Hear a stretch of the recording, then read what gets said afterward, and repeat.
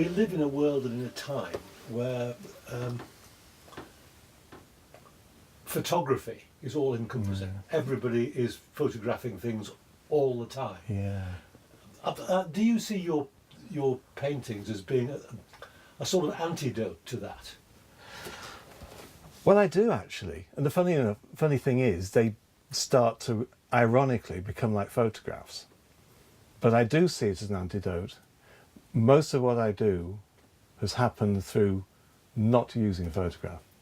I mean, I don't use photographs in my paintings directly at all, which isn't to say that I'm not influenced by the camera. I mean, there's some beautiful photographs, but unfortunately, there's so many of them. And I just...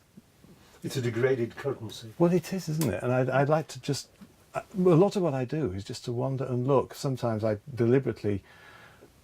I don't even draw. I just look, and I look again and look again. And each time a little bit more goes in. I'd like you to explain something to me. Yeah. You've written that at the heart of your work is a commitment to inventing. It's just a thing to say to myself, I wonder if I can know enough about that particular thing to be able to go back into the studio and to be able to recreate it, to just invent it completely from scratch. And that's what a lot of what I'm doing has become about. And that gives me a huge amount of freedom, which I do really enjoy. There have been paintings where I've done where I thought, yes, I want that landscape, I want to use that because it's just so good.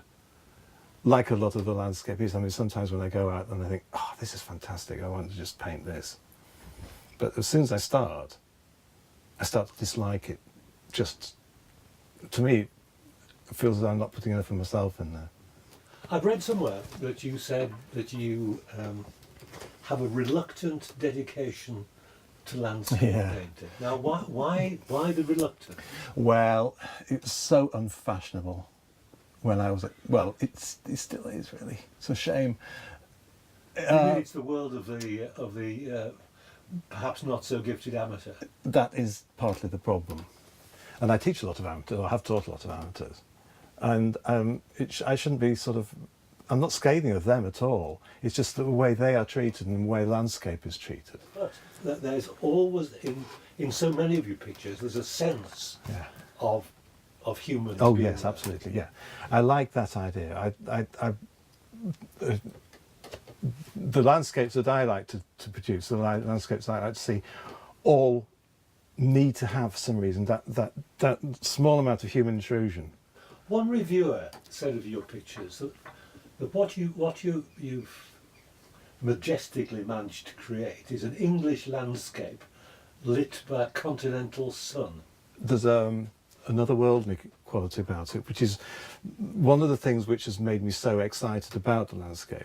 I've been on top of Whitbarrow when the grasshoppers have been singing, and it's almost as though you could be going somewhere like Crete, because of the white limestone and the stunted trees.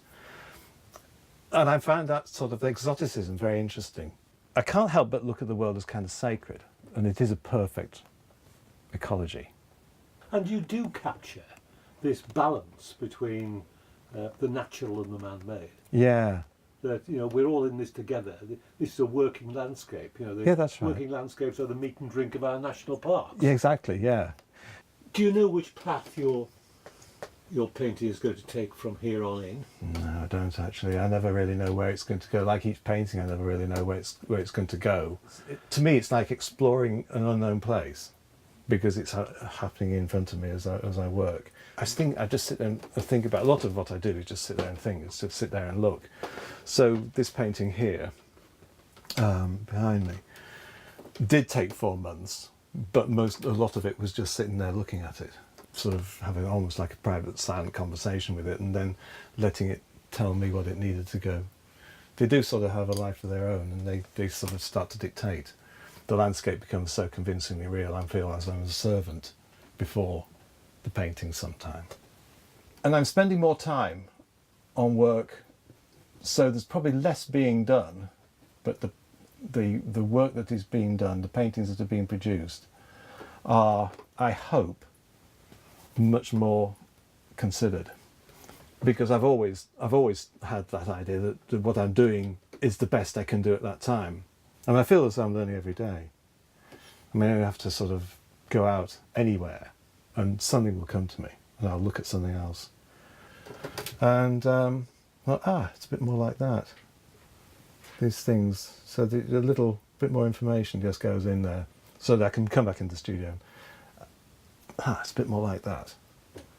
And then I'll go out again and think, actually, it's a little bit more like that. So each time is a little bit more. And so hopefully, in the end, I will hopefully, although I think this is more or less impossible, fully understand everything. But it's like a horizon. It just continues to go away from your thumb. No matter how much you run to it, it's just constantly going away.